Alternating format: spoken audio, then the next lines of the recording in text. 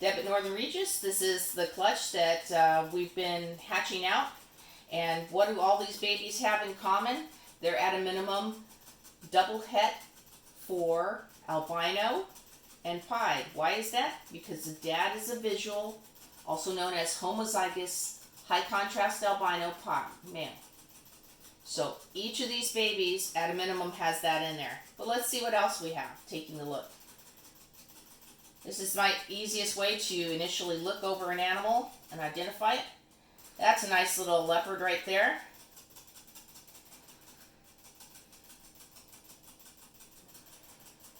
I don't sex the animals until after first shed. Another nice leopard.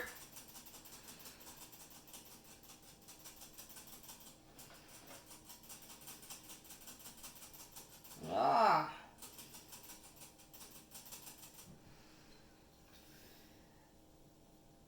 And we have this guy.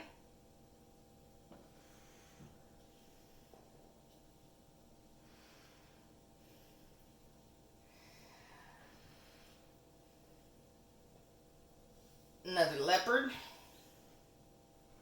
So that's the dark animals. Now let's take a look and see what else we have in here. The mom is a lesser leopard and possible het for pied. Now watch what we see on the sides of these here. We see a lot of white coming up the sides. So what you have to look at for evaluating, did the mom prove out pied or not? Low white pied can do just that little bit. But also on low white pied, the pattern typically will not be intact. Pied is a pattern changing gene. So I'm going to say it's probably just your lesser, and it's probably going to be a double het. It's got a nice ringer. And here's where it gets trickier.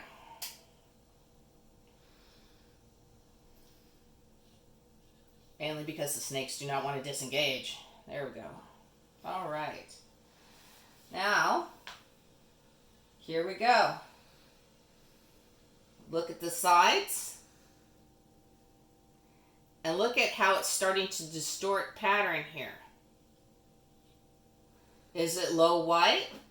Is it a ringer?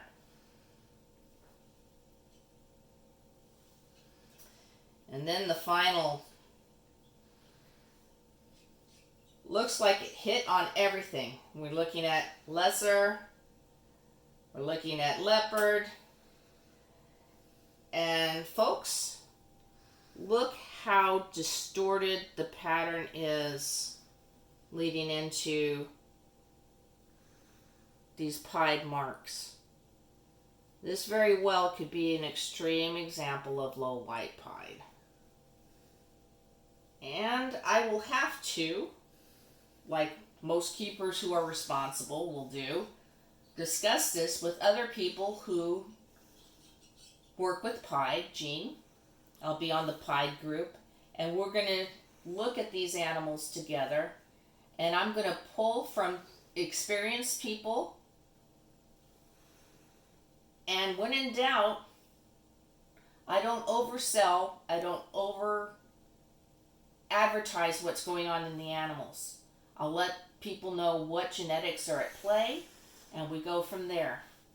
We'll have more detail on these animals when they have their first shed, because this glossy exterior that they have when they come out of the egg sometimes makes detail really difficult. But for all first-time keepers and experienced keepers, I highly recommend that you video or photograph your babies. Have a good photo journal, because you can track the changes, you can track anything that looks unusual, and it's going to really help you make a determination for what's going on in the clutch. Thank you, and NorthernRegius out.